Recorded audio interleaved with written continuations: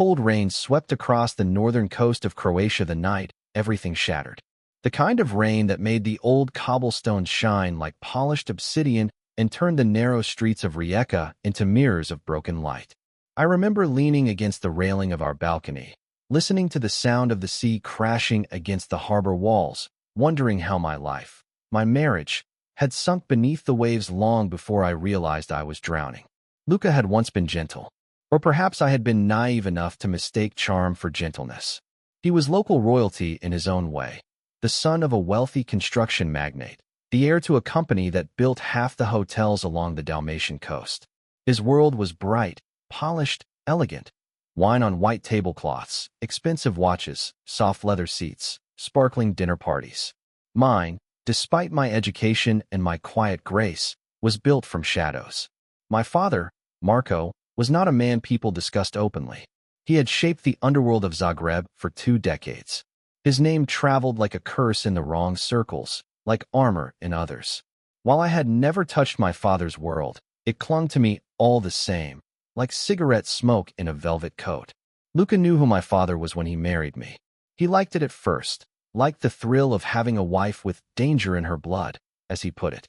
But once the honeymoon glow faded, he liked it less. He liked control more. And he grew into it, slowly, like mold creeping up walls you don't notice until it's too late. The night I found them, Luca and his mistress, it wasn't passion that fueled me. It was humiliation.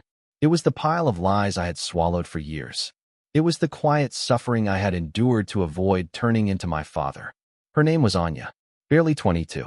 A part-time model from Split with legs that seemed to never end and a smile that never reached her eyes. I had entered our seaside home early, the pearl-handled key cold in my palm. I heard them before I saw them. Her laughter, high and tinkling, Luca's deeper voice responding, the clink of wine glasses. I stood there, rain dripping from my coat, staring at them like strangers in my own kitchen. His hands around her waist, her lips on his neck, the smell of her perfume poisoning the air. I didn't plan to slap her. I didn't plan anything. My hand simply moved, slicing the space between us, connecting with her cheek in a sound that cracked like a gunshot. Her head jerked to the side, hair flying, a red mark already blooming across pale skin. Luca turned to me.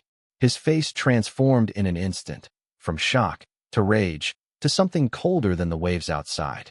He didn't shout. He didn't lecture. He grabbed me by the arms, dragged me to the hallway, and slammed me against the wall. Pain shot through my leg when he kicked it. Once, twice, until something snapped. White-hot agony crawled up my bones. My scream was swallowed by the storm outside.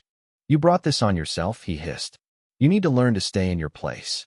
He carried me downstairs, my vision swimming, and dumped me in the basement like a broken vase. The door clicked shut. A lock turned. Darkness swallowed me.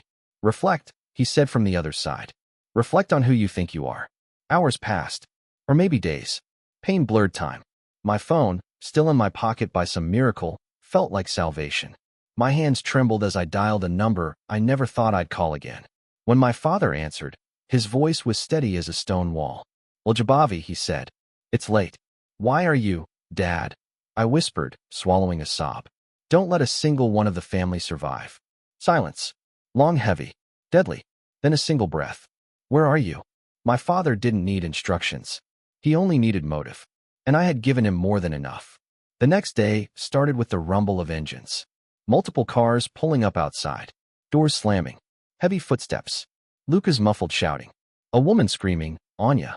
I heard it all from below, my breath shallow, my body frozen in pain. Then, a voice like winter. "Open it." The basement door swung open. A flood of light blinded me. Shadows moved around me. Hands lifted me with unexpected gentleness. My father stepped forward, rain dripping from his coat, eyes burning with a fury I had only seen in others, the men who feared him. His gaze swept the injury, the bruises, my swollen leg. Something inside him snapped. "Who touched you?" he asked quietly. I didn't need to answer. Luca, dragged into the doorway by 2 of my father's men, answered it himself by looking away, shame and rage warring on his face. "You're insane," Luca shouted. "She attacked me. She attacked my mistress." "She," my father raised one hand. Even the walls seemed to hold their breath. "Luca," he said, voice calm and cold. You should have remembered one rule. His eyes locked with Luca's. You do not hurt what is mine. A whimper escaped Luca's throat. Dad, I whispered weakly. Don't kill him. My father turned to me, brows furrowing. You asked me not to let a single one of the family survive. I did, I said. But killing him is too merciful. Something like pride flickered in his eyes. Then tell me, he asked softly. How do you want him to pay? And suddenly the power, the choice, felt heavier than anything Luca had ever done to me. I breathed in the damp air of the basement, exhaled, and spoke the words that sealed his fate. Take everything he has. All of it. His money, his inheritance, his reputation. Break the life he built on my back. Leave him nothing. My father nodded slowly. As you wish. Over the next weeks, Luca's world crumbled with surgical precision. The construction company, gone, transferred legally through a series of documents Luca had unknowingly signed. The properties, seized. The bank accounts, frozen. The mistress, vanished, fleeing the country after my father's men paid her a visit to clarify future expectations. Luca was left with nothing but the clothes he owned and the shame staining his name. His father tried to intervene, tried to threaten my family, but he didn't understand that my father didn't do threats.